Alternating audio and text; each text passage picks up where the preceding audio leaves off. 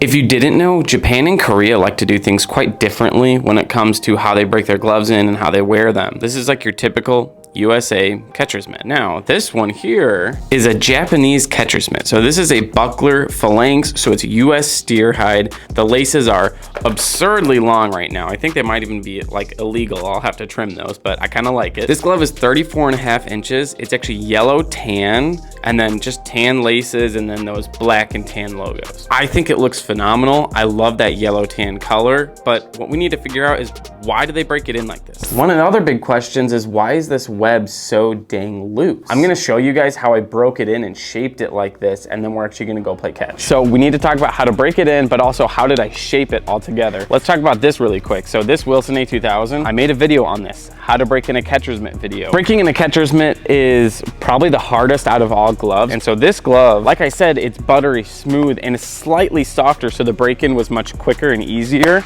but just absolutely beautiful. We worked on the heel a lot. Other than that though, I was doing a lot of just open face, just pounding away, going. Basically, there's this ridge through here and up.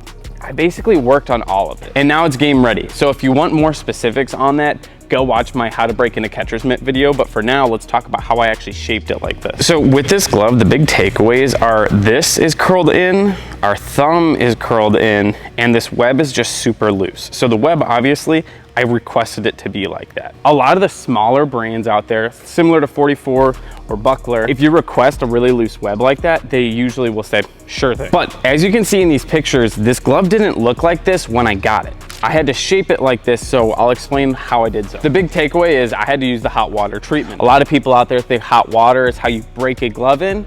I would say no, hot water is how you shape a glove, because after you do the hot water treatment, you can mold a glove like really easily, and then you kind of just let it sit and dry like that. So that's how we got into this position here. But in the same way, when you get a new glove and you want to have the flared thumb and pinky, you just constantly have to push it and pull it. When you're fielding ground balls, in between ground balls, you're doing this and doing that. Same thing with this, you're curling it in and pushing that thumb in like all the time, in between pitches. You just got to do it. And then after like a month or maybe 2-3 months, it'll be like perfect. It'll always stay. To put it simply, everything's kind of curled in on this glove. And it was originally 34.5 inches. And yes, it's still that same size, but with it being curled in, it gives it a little bit of a smaller feel. We're going to talk about this loose web later though, because the big question is, why? Most of you have probably seen one of these before. It's like a glove band. You wrap the glove with like a couple baseballs in it to really give it a shape, help it form a pocket. I personally don't like using them. I don't think they're super effective, but I don't think they're necessarily bad to use. But I realized one thing, so follow me here. The shape that we're looking for with this is we want our fingertips to go in and that thumb to curl over, kind of like this. I realized that you can actually just push in exactly like this and then wrap it.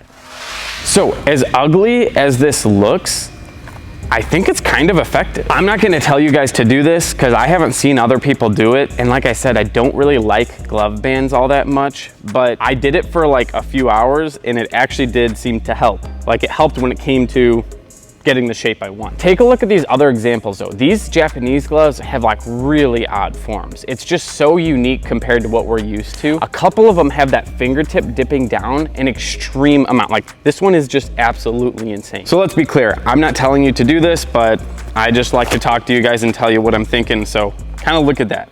You know, it is the form we're looking for. Oh, it feels nice.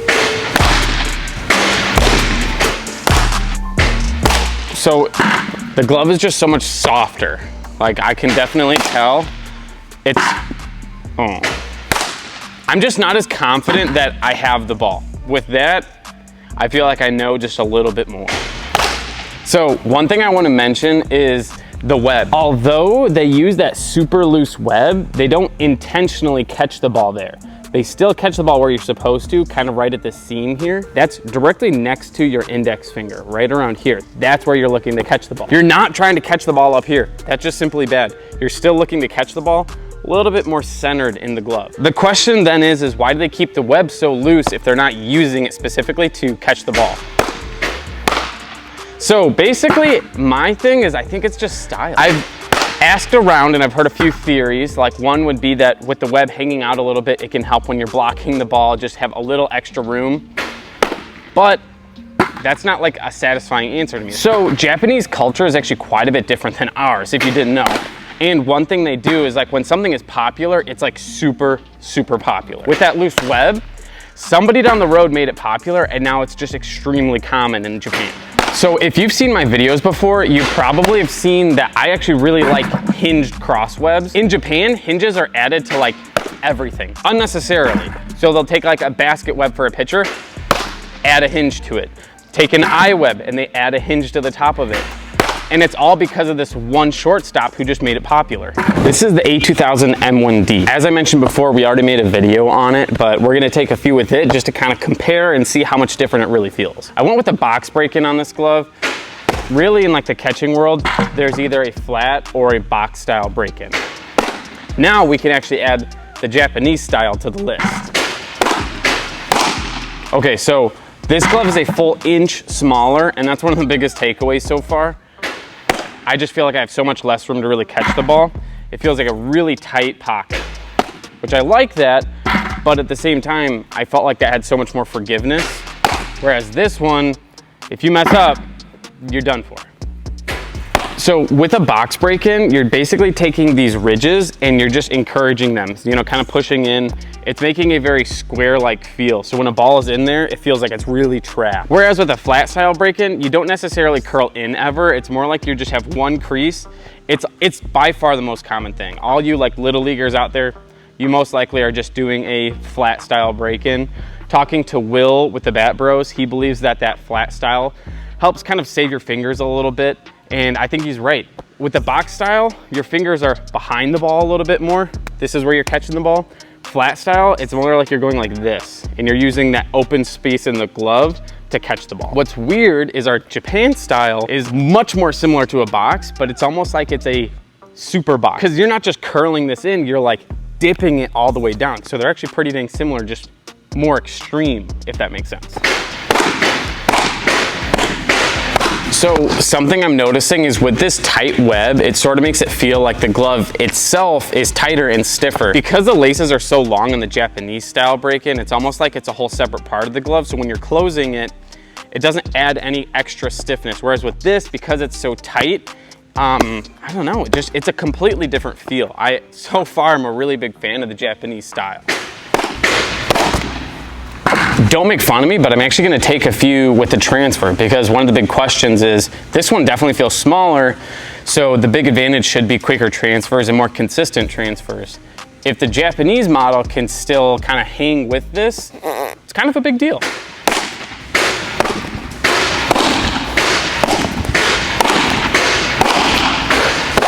Honestly, I really liked how that felt with the A2000. That felt very smooth. So just because a glove is more comfortable doesn't mean it's better. This glove is by far more comfortable, but transfers are gonna be huge.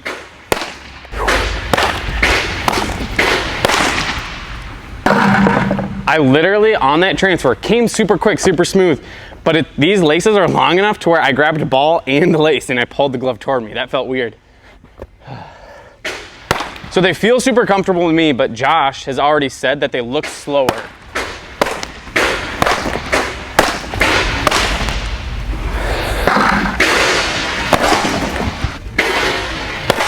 You have to think about the positives and the negatives with every glove.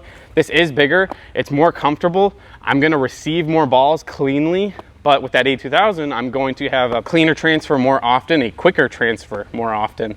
That's probably the biggest takeaway. USA hats are for sale and they're sick, so you can get one yourself. But the thing is this glove, there's such a big difference from taking a bullpen, right? We were obviously just going from a pitching machine, but holy cow, once you get to a point where you can play catch, go to a pitching machine or just start taking bullpens from your teammates. For anybody out there, if you have any other clues as to why the web is just so dang loose, please tell me. Like, I genuinely want to know. I'm not afraid of being wrong. But as you saw, I think the advantages of this glove, or it's a pancake, it's almost like a knuckleballer's glove. I do feel like I was able to feel the ball more and more as the glove was breaking in, so that's really not a huge concern for me. But the transfers were slightly slower, so take your pick.